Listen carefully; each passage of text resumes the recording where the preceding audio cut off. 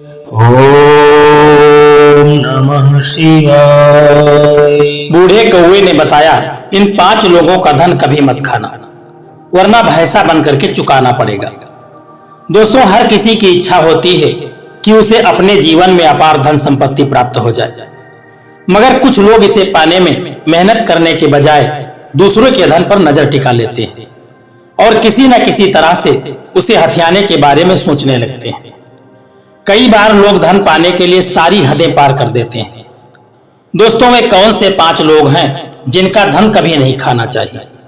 यदि ऐसे लोगों का धन आपने खा लिया तो आप यदि इस जन्म में उसको नहीं चुका पाए तो इसके लिए अगला जन्म लेना पड़ेगा और भैंसा बन करके चुकाना पड़ेगा। अल्पमपि परद्रव्यम न हर्तव्यम। दूसरे का धन किंचित भी नहीं चुराना चाहिए। पाप छोटा हो चाहे बड़ा, पाप तो पाप ही होता है। चोरी चाहे छोटी हो या बड़ी, चोरी ही कहलाती है। इसलिए दूसरे के धन की चोरी से सदा बचना चाहिए। परद्रव्यापहरण मामक द्रव्य नाश हेतु। दूसरे के धन का अपहरण करने से स्वयं अपने ही धन का नाश हो जाता है। जो व्यक्ति दूसरे के धन को छीन लेता है, वह छीना हुआ धन उस व्यक्ति के अपने धन का विनाश का कारण बन जाता है। इसलिए किसी के धन पर कब्जा जमाने की अनाधिकारिक रूप से चेष्टा नहीं करनी चाहिए। दोस्तों, आज की जो कहानी है, यह कहानी बड़ी ही महत्वपूर्ण और शिक्षाप्रद है। इसलिए मेरा आपसे निवेदन है कि इस कहानी को पूरा सुनना और वीडियो के अंत तक आप लोग हमारे साथ में बने रहना। दोस्तों, बहुत समय पहले की बात है। हरिहरपुर नाम के गांव में हरदयाल नाम का एक सेठ रहता था। वह सेठ लोगों को ब्याज पर पैसा देने का काम करता था। उसके पास हरिहरपुर के अतिरिक्त और भी दूर दूर दूसरे गांवों के लोग पैसा लेने के लिए आया करते थे और पैसा लेकर के जाते। फिर अपने वादे के अनुसार जब उनके पास पैसे हो जाते तो वह लोग मूलधन के साथ में ब्याज के पैसे जोड़ करके उस सेठ को दे जाते। सेठ हरदयाल ब्याज पर पैसे तो देता था, लेकिन वह सेठ अपने वसूलों का बड़ा पक्का और ईमानदार आदमी था। समय से पहले न तो किसी से वह पैसे मांगने के लिए जाता था और न ही किसी भी व्यक्ति के साथ उसने अपने जीवन में कभी कोई गलत व्यवहार किया था। इसके साथ साथ सेठ हरदयाल में 2 और गुण भी थे। वह बहुत ही दयालु प्रवृत्ति का था और भगवान का मानने वाला भी था। कोई भी व्यक्ति यदि धन लेकर के उसके पास आता और वह उससे चिरौरी विनती करने लगता कि मेरे पास अधिक पैसे नहीं हैं, तो वह उतना ही धन लेकर के संतोष कर लेता था। कभी कभी वह मूलधन लेकर के ब्याज का पैसा ही नहीं लेता था और कभी कभी वह मूलधन में भी कम कर देता था। अपने इन्हीं गुणों के कारण वह दूर दूर तक प्रसिद्ध था। एक बार की बात है, इसी नगर से होकर के 2 ठग गुजर रहे थे। उसमें से एक ठग का नाम था हरिया व दूसरे का नाम था सोहना। सेठ हरदयाल की प्रसिद्धि उन दोनों ठगों के कानों में भी पड़ चुकी थी और ऐसी बातों को सुन करके वे जो दोनों ठग थे, हरिया और सोहना, वे आपस में बात करने लगे कि क्यों ना हम लोग भी सेठ के पास जाकर के कुछ पैसा उधार ले लें और फिर हम कुछ ऐसा करें कि हमें वह पैसा वापस भी न करना पड़े। यही विचार करके उन दोनों ने एक योजना बनाई और सेठ हरदयाल के पास चल दी। दोनों ठग हरिया और सोहना उस सेठ हरदयाल की हवेली पर जाकर के पहुंच गए। जब वे पहुंचे तो सेठ से कहने लगे कि सेठ जी, हम दोनों बहुत दूर से चल करके आए हैं। हमारे गांव में पिछले साल अकाल पड़ गया था और उसी के कारण इस बार हमारे गांव में कोई भी फसल नहीं हुई है और हमारे घर में इस समय खाने के लिए अन्न का एक दाना भी नहीं है और इस साल बारिश भी नहीं हुई है और अच्छी बारिश न होने के कारण अन्न का दाना नहीं था। इस बार कुछ बारिश अच्छी हुई है और हमें उम्मीद है कि इस बार हमारे यहाँ फसल जरूर अच्छी होगी। हमने जब आपके बारे में सुना, बहुत कुछ मैंने सुना था, इसलिए आपके बारे में सुन करके हमने फैसला किया है कि हम आपसे कुछ पैसे उधार लेने के लिए आए हैं। सेठ हरदयाल ने उनकी बातों को सुना और कहा कि भाई, मैंने तुमसे पैसे लेने का कारण और तुम्हारे रहने की जगह नहीं पूछी। तुम मुझे सिर्फ इतना बता दो कि तुम्हें कितने पैसे चाहिए और उन पैसों को तुम कब वापस करोगे।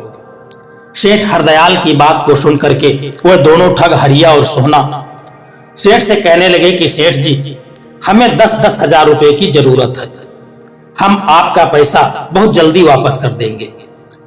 सेठ ने उनकी बात सुन करके कहा कि भाई, उस जल्दी का कोई समय होगा, समय जाने बिना मैं तुम्हें कैसे पैसे दे दूं।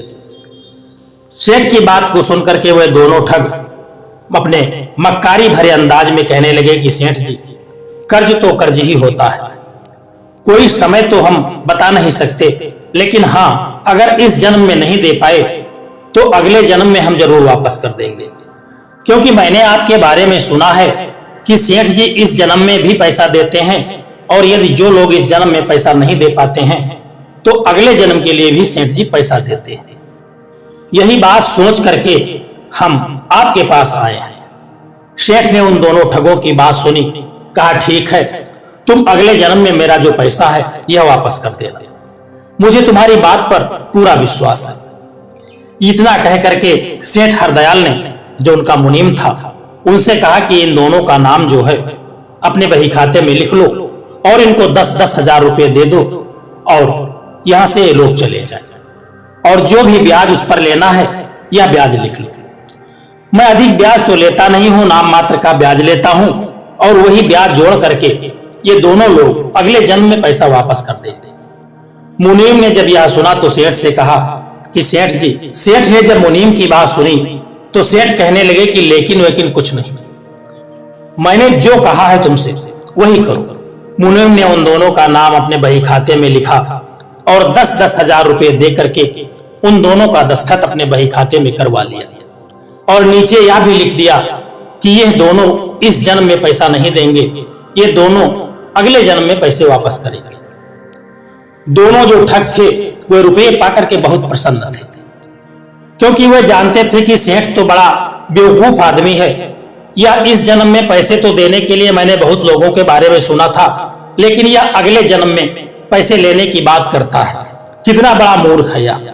इसी तरह से वे दोनों विचार करते हुए बिना गिने ही अपनी जेब में रुपये डाले और सेठ हरदयाल को धन्यवाद दे करके वे दोनों ठग वहां से चलते पड़े। वह दोनों बहुत खुश थे कि उन्होंने सेठ को मूर्ख बना दिया।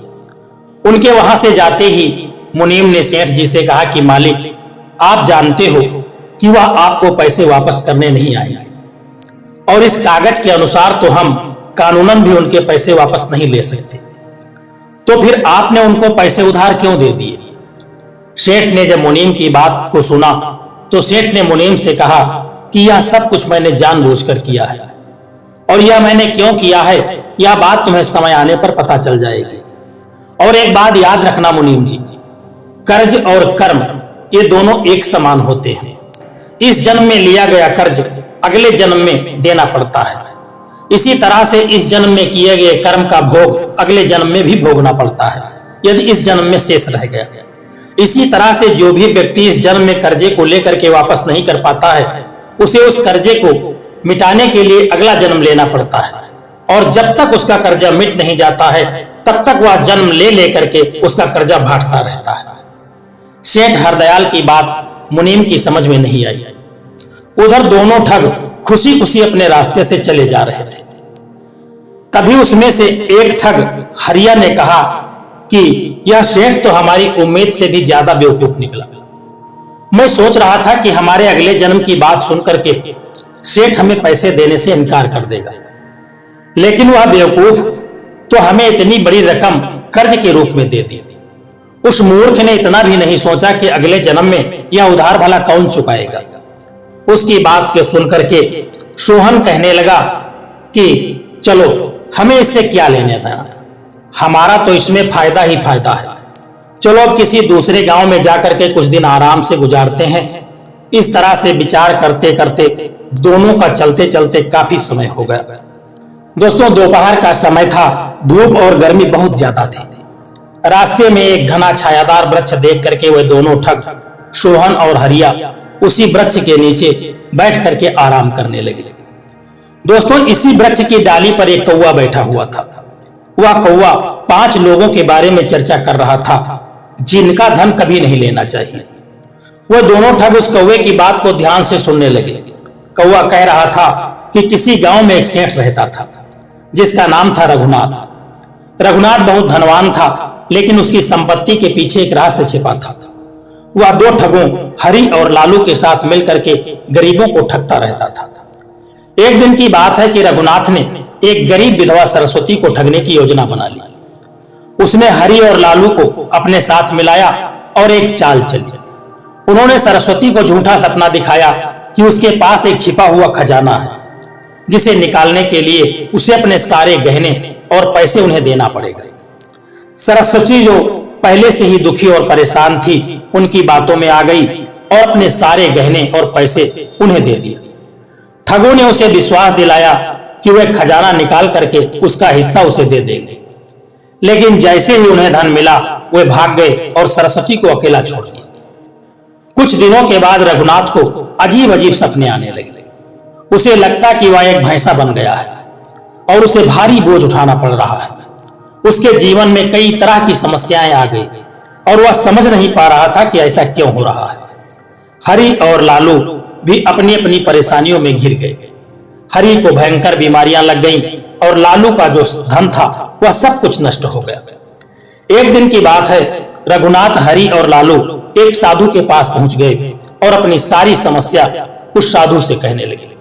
साधु ने उन्हें सारी सच्चाई बताई और कहा कि तुम लोगों ने जिनका धन हड़पा है, उनका श्राप तुम लोगों को मिला है। इन 5 लोगों का धन कभी मत खाना। यदि इस जन्म में नहीं चुका पाए तो इसे चुकाने के लिए अगले जन्म में भैंसा बन करके आना पड़ेगा। तुम्हें अपनी गलतियों का प्रायश्चित करना होगा। उन्होंने साधु की बात मानी और सरस्वती से माफी मांगने का निर्णय लिया। वे सरस्वती के पास गए, उससे माफी मांगी और उसका धन लौटा दिया। सरस्वती ने उन्हें माफ कर दिया और धीरे धीरे उनकी जो भी समस्याएं थी वे सब कुछ समाप्त हो गए। वे दोनों ठग जब कौवे की इस तरह से बातें सुनी, कौवे के द्वारा कही गई कहानी को सुना, तो वे दोनों बहुत ही भौचक्के हो गए। लेकिन वे सोचने लगे कि यह कौवा तो झूठ कहता होगा, हमें इससे क्या मतलब है, हो सकता है यह मनगढ़ंत कहानी अपने आप सुना रहा हो। इसलिए उसकी कहानी पर उन दोनों ठगों ने, हरिया और सोहना ने, कोई विशेष ध्यान नहीं दिया। वे दोनों वहां से चलने लगे। चलते चलते रात होने वाली थी। उन दोनों ने विचार किया कि किसी के घर में रहने के लिए जगह ढूंढ ली जाए। यही विचार करके उन्होंने एक घर का दरवाजा खटखटाया। वह एक किसान का घर था। किसान जब बाहर आया तो उस किसान से हरिया व सोहना कहने लगे कि भाई, हम दोनों परदेसी हैं और रात गुजारने के लिए हम आपके यहाँ आश्रय चाहते हैं। जब किसान ने उनकी बात सुनी तो कहा, कोई बात नहीं है भाई, मैं अभी आपके रहने की व्यवस्था करता हूँ। इतना कह करके किसान ने अपने घर के आंगन में उनके लिए चारपाई लगा दी और कहा कि अगर आपको खाने की जरूरत है तो मैं आपको खाना भी खिला सकता हूँ। उन दोनों ने किसान की बात को सुन करके कहा कि नहीं भाई, खाने की हमको कोई जरूरत नहीं है, हम सिर्फ आराम करना चाहते हैं। हमें आपने रुकने के लिए जगह दी, बस इतना हमारे लिए काफी है। दोनों ठग काफी थके हुए थे, इसलिए वह जल्दी ही सो गए। अचानक आधी रात के समय हरिया ने कुछ आवाज सुनी, जिसके कारण उसकी नींद खुल गई। उसकी कुछ समझ में नहीं आया। उसने अपने दूसरे मित्र को जगाया, सोहना को, और उसे सारी बात बता दी। दोनों बहुत ध्यान से उन आवाजों को सुनने लगे। दोनों बोलने वालों की तलाश में इधर उधर देखने लगे, लेकिन आसपास तो क्या, कोई दूर दूर तक उन दोनों को नजर नहीं आया। वे विचार करने लगे कि यहाँ कौन हो सकता है और कौन बोल रहा है। तभी उन्होंने देखा कि थोड़ी दूर पर 2 बैल खड़े हुए थे। जब दोनों ने ध्यान से उन दोनों की तरफ देखा तो आप बुरी तरह से चौंक गए। असल में यह आवाज जो थी यह उन्हीं 2 बैलों की थी, जो मनुष्य की तरह एक दूसरे से बात कर रहे थे। यह देख करके हरिया कहने लगा, बैल और मनुष्य की तरह बातें कर रहा है, ऐसा कैसे हो सकता है। उसकी बात को सुन करके सोहना ने कहा कि भाई, यह देख करके तो मैं भी परेशान हूं, लेकिन यह बिल्कुल सच है कि ये दोनों बैल आपस में बातें कर रहे हैं। फिर कुछ विचार करके दोनों उन बैलों की बातें ध्यान से सुनने लगे। दोनों बैलों में एक बैल ने कहा कि मित्र, आज मेरी तुम्हारे साथ आखिरी रात है। पहले बैल की बात को सुन करके जो दूसरा बैल था वह कहने लगा, मित्र, मैं भी तुम्हें यही कहने जा रहा था। अच्छा, पहले तुम बताओ कि तुम ऐसा क्यों कह रहे हो।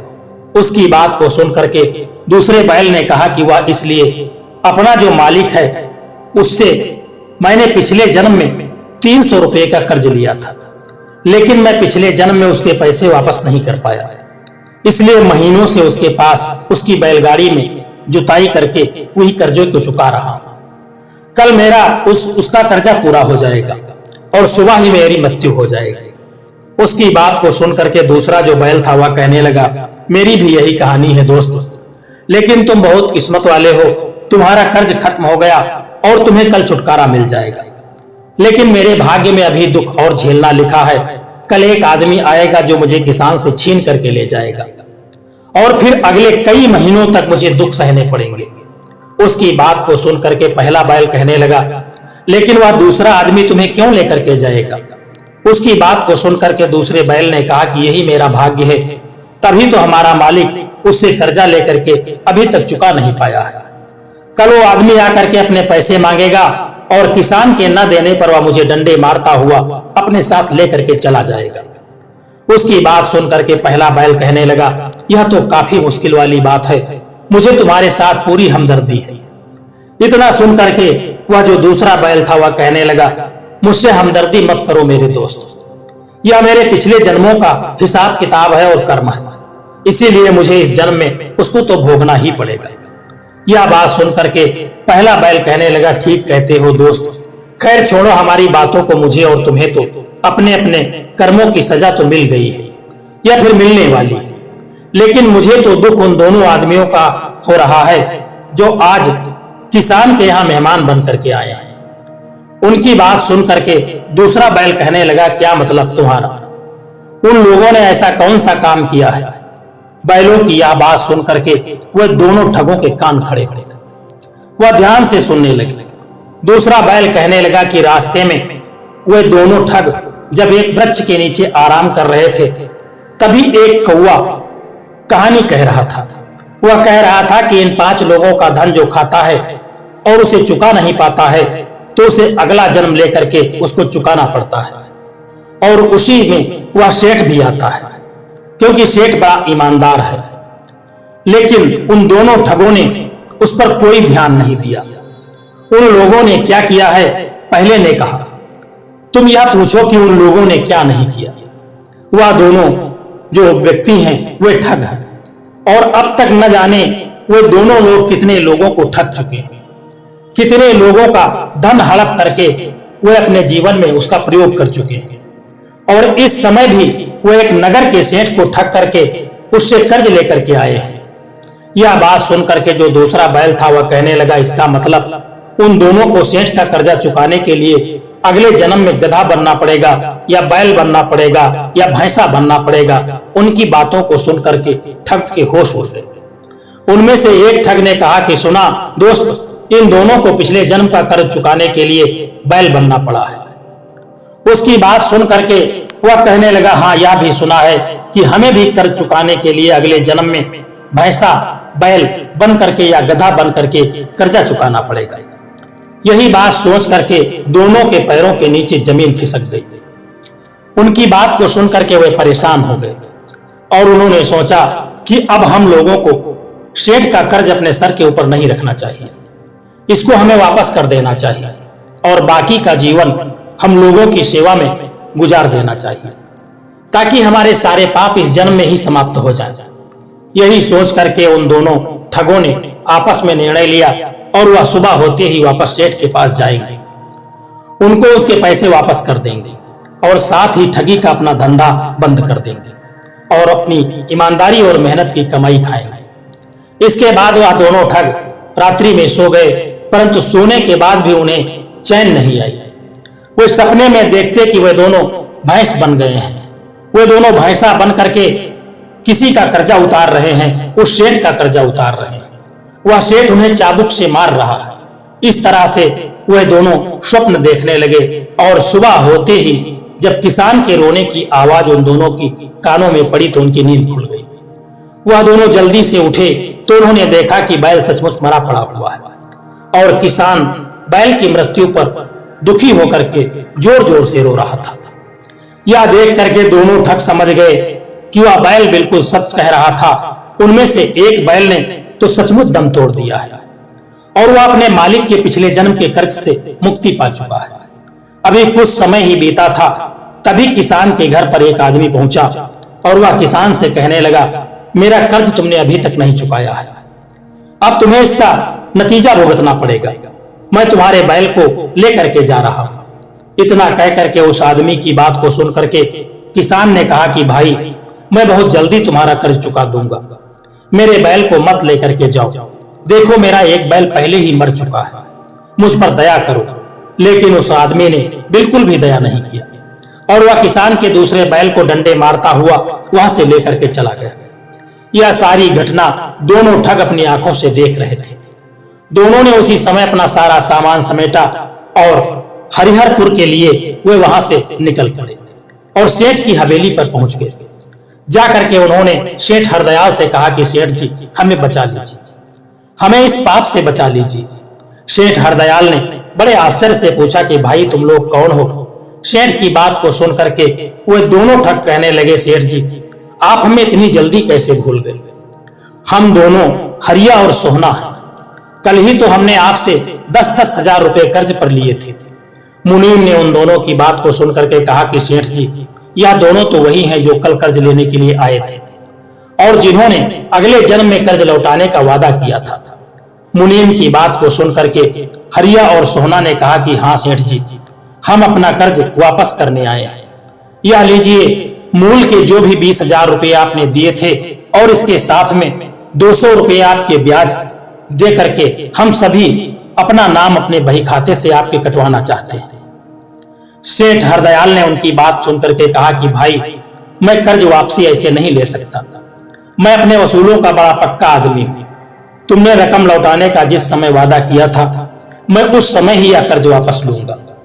तुमने अगले जन्म में कर्ज लौटाने की बात कही थी, इसलिए मैं अब यह कर्ज अगले जन्म में ही लूंगा।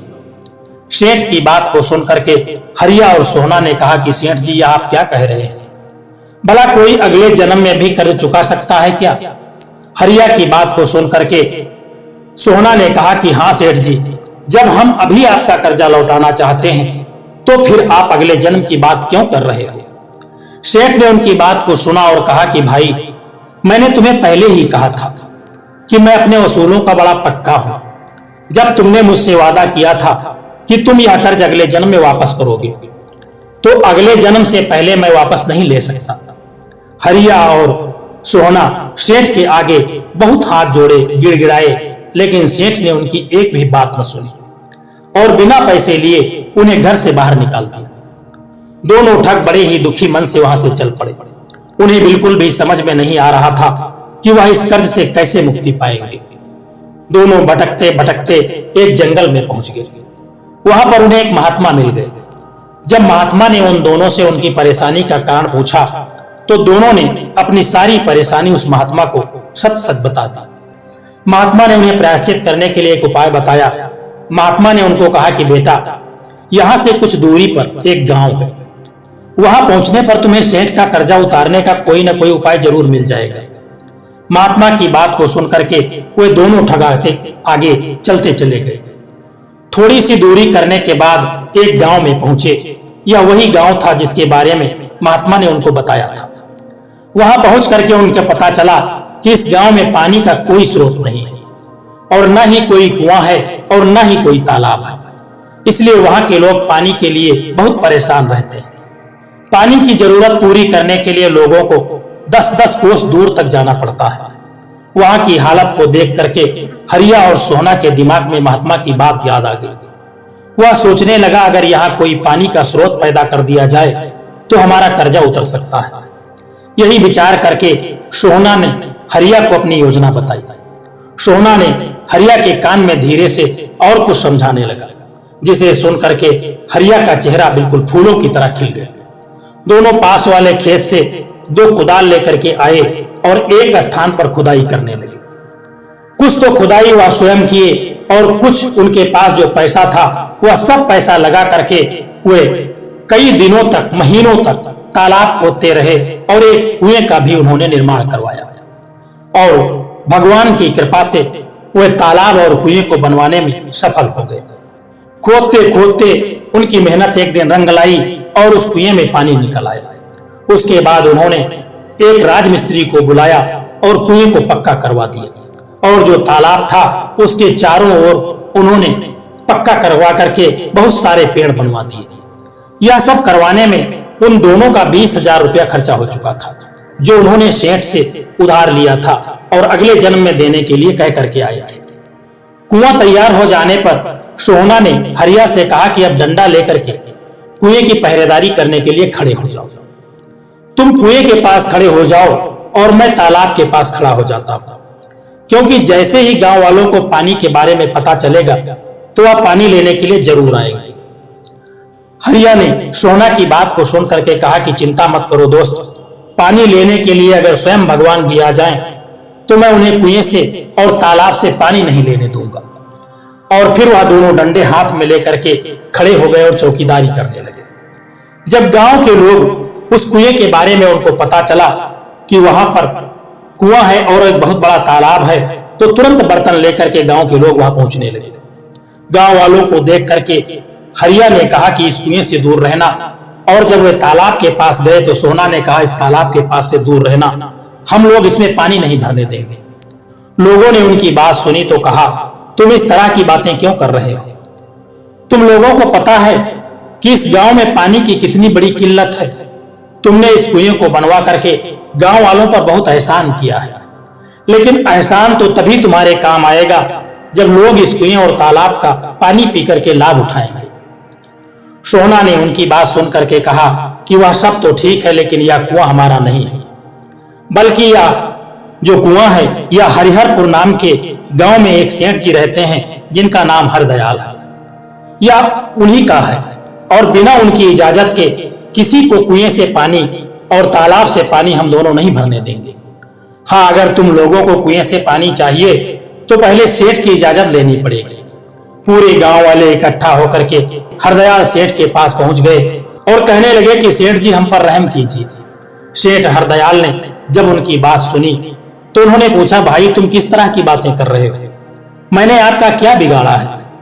तब जो भी गांव वालों थे वो सभी सेठ हरदयाल को सारी बात बताई और कहा कि सेठ जी आप हमें अपने कुएं से और तालाब से पानी लेने की इजाजत दे दीजिए, ताकि हमें परेशानी जो है हमारे पास वह हमारी परेशानी खत्म हो सके। सेठ ने उनकी बात को सुना और कहा कि लगता है आप लोगों को कोई गलतफहमी हो गई है। मैंने आपके गांव में न तो कोई कुआं बनवाया है और न कोई तालाब बनवाया है। जरूर वह दोनों व्यक्ति आपसे और आप लोगों से झूठ बोल रहे हैं। सेठ हरदयाल की बात को सुनकर के गांव वालों ने कहा सेठ जी आप कैसी बातें कर रहे हैं, हम लोग तो बड़ी उम्मीद लेकर के आपके पास आए हैं। सेठ ने फिर कहा भाई जब मैंने कुआं बनवाया ही नहीं तो फिर भला मैं पानी भरने की इजाजत कैसे दे सकता हूं? क्या वह मेरे कहने से तुम्हें पानी भरने देंगे?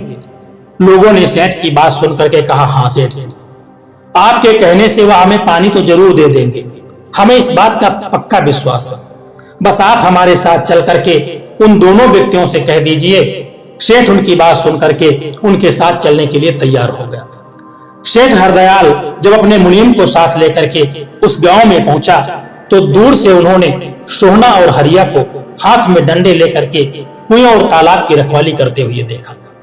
मुनीम ने उनको देख करके कहा कि सेठ जी यह दोनों तो वही हैं जिन्होंने आपसे 20,000 रुपए का कर्जा लिया था और अगले जन्म में इस कर्जे को वापस करने की बात कह करके यह लोग चले गए थे, फिर अगले दिन यही आपको पैसे देने के लिए आए थे। मुनीम की बात सुनकर के सेठ भी उनको पहचान गया और कहने लगा कि लेकिन इन कमबख्तों ने यहाँ क्या चक्कर चलाया है? उनके पास पहुंच करके सेठ जी ने कहा क्यों भाई, यहाँ तुमने क्या चक्कर चला दिया? इस कुएं और तालाब को गांव वालों को तुम मेरा कुआं क्यों बता रहे हो, मेरा तालाब बता करके मुझे क्यों बदनाम कर रहे हो और उसमें से पानी भी नहीं लेने दे रहे हो? हरिया ने सेठ की बात सुन करके कहा कि हमने कोई चक्कर नहीं चलाया सेठ जी, यह कुआं आप ही का है, इसलिए हमने बिना आपकी आज्ञा के गांव वालों को पानी भरने के लिए मना कर दिया था। यदि आप आज्ञा दोगे तो हम उन्हें पानी जरूर भरने देंगे, हमें कोई आपत्ति नहीं होगी। सेठ उनकी बात को सुनकर के हैरान हो गया और कहने लगा तुम यह क्या बकवास कर रहे हो? जब मैंने कोई यहाँ पर कुआं बनवाया ही नहीं है, न तो कोई तालाब खुदवाया है, तो इसमें मेरी आज्ञा की क्या जरूरत है? हरिया ने सेठ की बात सुनी और कहा कि यह बात ठीक है सेठ जी, आपने कुआं नहीं बनवाया, लेकिन इस कुएं को बनवाने में रुपये तो आप ही के लगे हैं। सेठ उनकी बात सुन करके कहने लगा कि मेरे रुपये का मतलब कैसे? सेठ की बात सुन करके सोहना कहने लगा, सेठ जी मैं आपको बताता हूँ, हमने जो 1 महीना पहले आपसे 20,000 रुपये का कर्ज लिया था, उसी से हमने इस कुएं का निर्माण करवाया है। अगर आप यह कह दें कि यह कुआं मेरा है तो हमारा कर्ज चुकता हो जाएगा और गांव वालों को पानी की किल्लत भी दूर हो जाएगी। सेठ ने उनकी बात सुन करके कहा कि मैं इस कुएं को कभी अपना नहीं कह सकता, और मैंने तुम्हें जो कर्ज दिया था वह वादे के मुताबिक तुमसे अगले जन्म में ही लेने का हकदार हूं। सेठ की बात सुन करके हरिया और सोहना ने कहा, तो फिर हम किसी को भी इस कुएं से पानी नहीं लेने देंगे, चाहे यह लोग हमारे सामने तड़प तड़प कर मर जाएं, लेकिन फिर भी हम इन पर तरस नहीं खाएंगे। सोहना की हाँ में हाँ मिलाते हुए हरिया भी कहने लगा, हाँ सेठ जी, अगर यह बिना पानी के मर भी गए तो इसका पाप हम अपने सर पर ले लेंगे, लेकिन यदि इसको अपना कुआं कह करके पानी लेने दोगे तभी इसका पुण्य और उनकी दुआएं आपको ही मिलेंगी।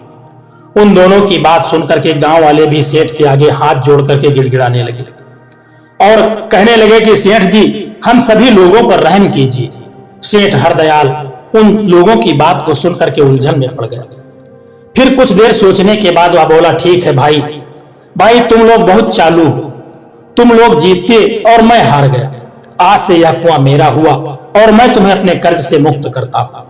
गांव वाले खुशी से सेठ की जय जयकार करने लगे और पानी भरने के लिए जो भी बर्तन लाए थे वे सभी बर्तनों में पानी भर करके वे सब अपने घर को चले गए।